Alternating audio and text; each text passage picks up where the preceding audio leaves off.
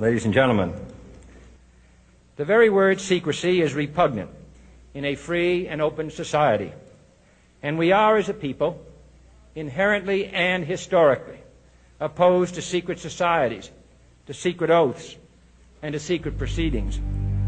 We decided long ago that the dangers of excessive and unwarranted concealment of pertinent facts far outweighed the dangers which are cited to justify it. Even today, there is little value in opposing the threat of a closed society by imitating its arbitrary restrictions. Even today, there is little value in ensuring the survival of our nation if our traditions do not survive with it. And there is very grave danger that an announced need for increased security will be seized upon by those anxious to expand its meaning to the very limits of official censorship and concealment. That I do not intend to permit to the extent that it's in my control. And no official of my administration, whether his rank is high or low, civilian or military, should interpret my words here tonight as an excuse to censor the news, to stifle dissent, to cover up our mistakes, or to withhold from the press and the public the facts they deserve to know.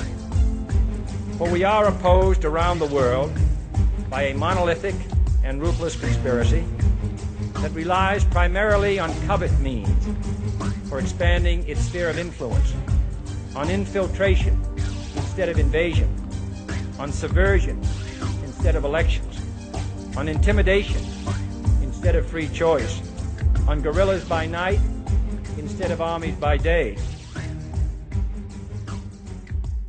Hello, my friends.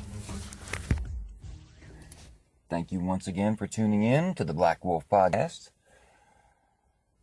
And before we get started, I have a couple of announcements to make. I have been requested by several of you to do a podcast on the Mandela Effect. Now that is in the works, and this one will be a little bit different as I'm going to have a video with it. I don't usually do videos, usually it's just audio. But the nature of that particular one pretty much requires me to do a video. So that'll be out in the next couple of days. But in the meantime, I wanted to do a little show on something that I've been thinking about, something that occurred to me.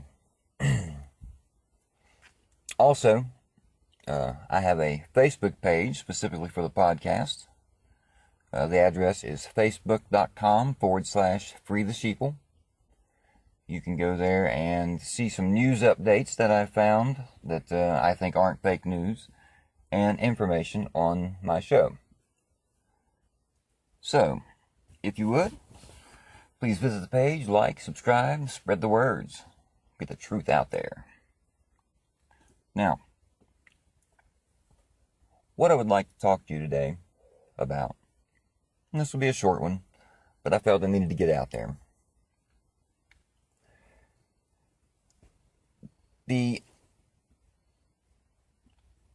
How should I put this? When our Constitution was written, the Bill of Rights, the first 10 amendments, weren't included in it. Okay, it took a while for those to be added to our Constitution. Now, among these rights are the freedom of speech, freedom of the press, and the freedom to keep and bear arms. Now, these two amendments have always been very, very important to the American people. I'm not saying the rest of them aren't, but these two are probably the ones that are most talked about. Now, my opinion, and this is just my opinion, of the Second Amendment, the right to keep and bear arms, I would say that the reason that that was included was to protect the American people. Now, I'm not talking from a foreign enemy or an invasion, although, that would happen. I'm talking about protecting the American people from their government. You see, during colonial times, the British government, which was the government of the colonies, had armed soldiers in the colonial areas. And our founding fathers understood that the right to keep and bear arms of a country's citizen is a very big deterrent from that country becoming a military dictatorship. Now, I'm not saying that that's the only reason that they did it, but I'm saying it probably was a good reason, because they saw all these soldiers quartered among them and understood that if allowed to go unchecked, a military dictatorship could occur.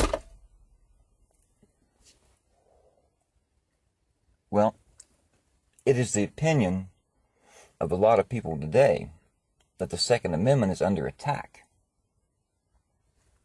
That our government, given the right opportunity, would remove that right from us.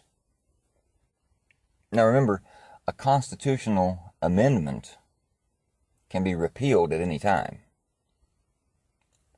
Now, if tomorrow we woke up and the news came out that the Second Amendment had been repealed, that would probably cause an insurrection on its own. But that's beside the point. What I'm theorizing is, if our government wanted to run this country like a tyrant, like a dictatorship, the first thing that they would have to do is get rid of that right to bear arms. Now, we've already discussed in my North Korea-Cuba show that the government is willing to go to some pretty extensive, they would take some steps that, at the very mildest word, would be controversial. Sort of an end justifies the means way of thinking. Now, in that show, we talked about Operation Northwoods, which was a plan by the U.S. government to kill American citizens and blame it on Cuba to drum up American support for an invasion of Cuba. Because at the time, that's what the Joint Chiefs wanted to do, but they knew the American people wouldn't back a war with Cuba, not without a good reason. So if you want to know more about that, go back and listen to that show, and I go into some explanations about what their plan was and why I think it was instituted. But anyway, in order to attack our Second Amendment, in order to remove our Second Amendment, they would need a really good reason. They would have to prove that the Second Amendment is now doing more harm than good, and that it's in the quote-unquote best interest of the citizens of the country to remove that privilege from us. And there are a lot of people who agree that they believe this is an ultimate goal of our government, which would give them much more control over people who couldn't defend themselves. So I'm going to put some information out to you, and we'll see what you think. Now, we're going to start out around World War II, around the end of World War II.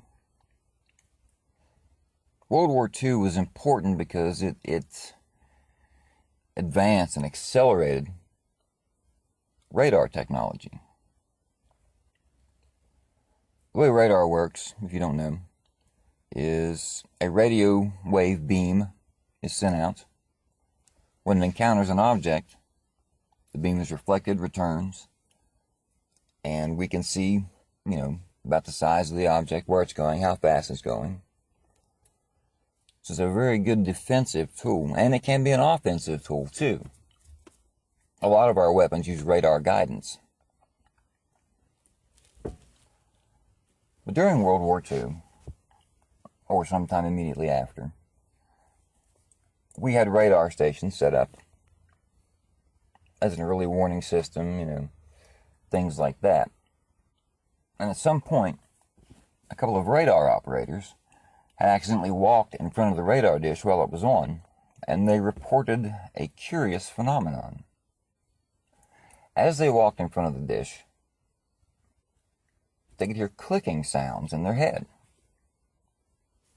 Now, these weren't audible with, you couldn't hear these with your ears, but they reported being able to, inside their head. Well, after some research, it was discovered that under certain circumstances, these radio waves could actually resonate inside a person's head and be translated as sound. Well, the Army looked into it, did some research. Long story short, in the 70s, they had worked with a private institution. I cannot remember which university it was. I think it was the University of Utah, but I'm not exactly certain. You can fact check me on that if you want to. And by that point, they had discovered that with an electronic modulator hooked to a radar emitter, a microwave emitter, that you could transmit spoken words, and only the person you were transmitting it could hear these. Now, this could be a very valuable tool. Let's say you're on the battlefield. You know your communications are being monitored. Or you've got assets in place that are concealed and need to remain concealed. So you can use this device, and whoever is commanding your ground forces can hear his instructions inside his head with no audible noise heard by anyone else. Pretty good breakthrough. Now, this technology is called voice to skull. And from what I can tell, this is how it works. We've all seen a video or seen a picture of an opera singer singing a note and breaking a wine glass, because he or she went through the sound range and found a frequency that the glass was sympathetic to. Meaning that once they hit that sound frequency, the glass would start to vibrate, to resonate, and eventually would break. That's basically the same principle as this voice-to-skull technology worked on. The bones, the flesh, the insides of this person's head is on a particular frequency. Now, you tune your radar or emitter into this frequency, and the bones in this person's inner ear or, whatever, will resonate on that frequency, and that's how you can transmit sound. So, several years later, the United States Army patented a device like this. Now, you can no longer view the patents at the Patent and Trademark Office's website. It has disappeared. Why? Your guess is as good as mine, but I think I have a good idea why. Now, back to the Second Amendment. Keep that in mind. Keep that in the back of your mind. Let's go back to the Second Amendment. What would it take to have a reason to repeal the Second Amendment? Now, I've always said if you abuse your rights, that leaves the door wide open for those rights to be taken away. So what could open a dialogue, get the ball rolling on a repeal of the Second Amendment? Well, if people started abusing that right, if people started being irresponsible with firearms. Now, I know what you're saying. People are irresponsible with firearms all the time. Yes, they are. I mean, that's just a fact of life. It's a sad fact, but a fact nonetheless. But recently, what has come into the national attention are these mass shooters. Now, these mass shooters, there's really nothing that connects them all. I mean, one guy was a military officer. One guy was a dude that stayed at home and played video games all day. I mean, opposite ends of the spectrum. And these people, at a glance have nothing in common with one another except the fact that they went crazy and killed a bunch of innocent people. So, that would be a perfect way to open the door, open the dialogue, the repealing of the Second Amendment. Or, if not the complete removal of it, much, much tighter firearm restrictions. A step-by-step process to get rid of our Second Amendment. Now, I know what you're thinking. Rob, are you saying that these guys were all hired by the government to do this? No, that isn't what I'm saying. Now, are they capable of doing that? I think absolutely they are. Just look at Operation Northwoods, which is what I discussed in my Cuba show. No, I do not think all these people were hired by the government to do this. Because I don't care how desperate you are, you're risking at the minimum life imprisonment, and at the maximum death. So I don't think there's anybody who would willingly do that. But remember I said all these people had nothing in common? And that's not quite true. They did have something in common. Not all of them, but 90% of them. And I'll tell you what it is. The majority of these guys, either a couple of weeks or a couple of months right before they committed their terrible acts, they all reported the same strange thing happening to them. They all reported that they suddenly started hearing voices telling them to do these things. Now think about that for a second.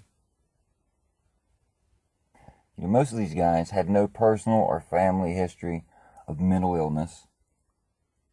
Some of them did. Some of them had, some depression, or they were bipolar. But suffering from depression, being bipolar, is a very long way from full-blown psychosis. Now, I'm not a psychiatrist, but I'm pretty sure you don't go from being mentally healthy or having some clinical depression straight into psychosis and hearing voices within a matter of weeks. I just don't think that happens. Now, when you hear someone hearing voices, your immediate thought is, well, they're mentally disturbed. They have a psychological problem. Sure.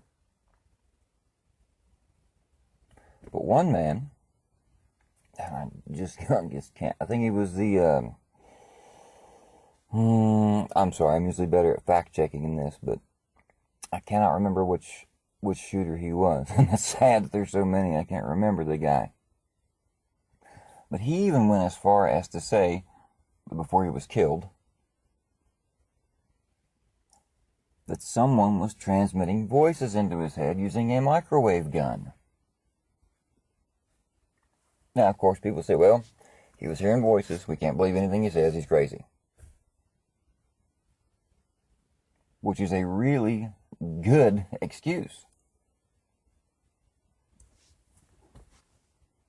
So, we discovered this effect. The Army patents a device that'll do exactly that. And these mass shooters start hearing voices a very short time before they did what they did.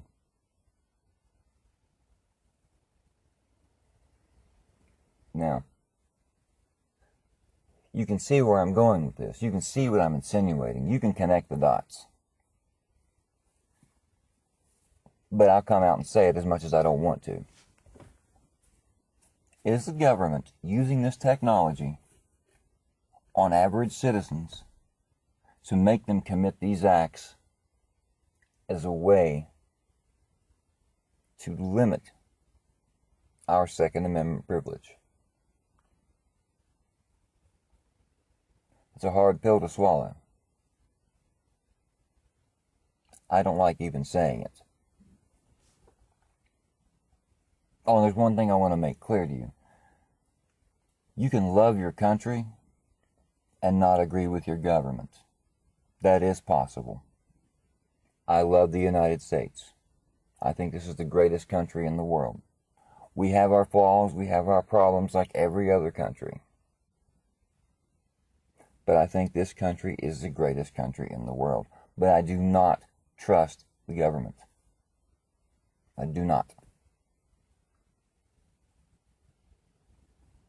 Now, does that make me a bad person? No. We need to question things.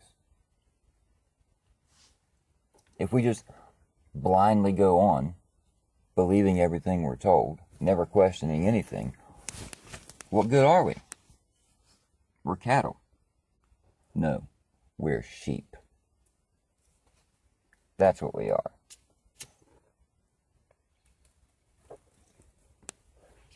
So,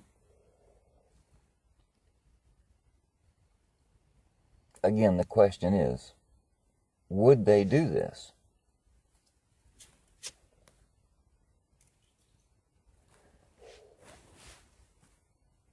It seems like a good plan. It's plausible deniability.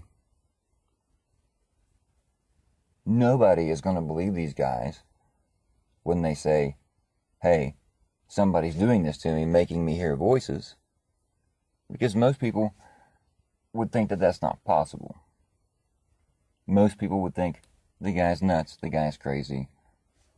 Just dismiss anything he says. And we will.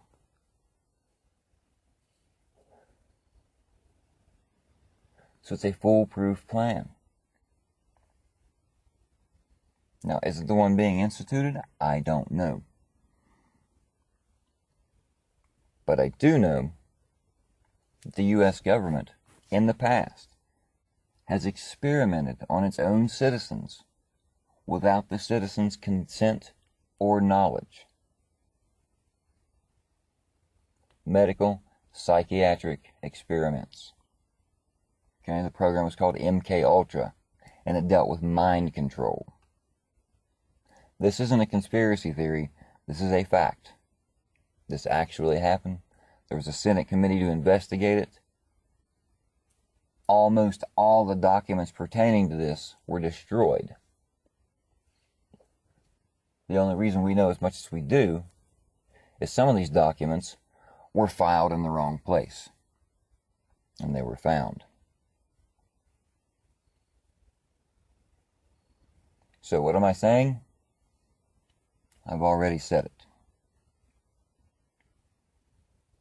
I hope this isn't true. I hope I'm making a mistake, but I don't think I am. I really don't. And it breaks my heart that our government may do something like this to us. We already know they have the means, and we already know they have the motivation. The question is, would they go through with it? As usual, I'm going to leave that up to you to decide. I've given you the information that I found, and you can digest that any way you please.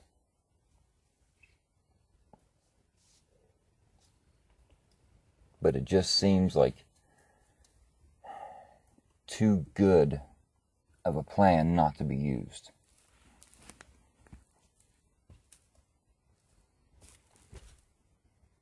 I don't know. I just don't know. But what I do believe is there's no such thing as coincidences. I do believe that.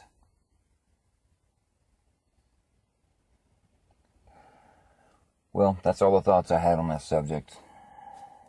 This was just going to be a short show, an interim before my Mandela Effect video. And it's something I felt I needed to share.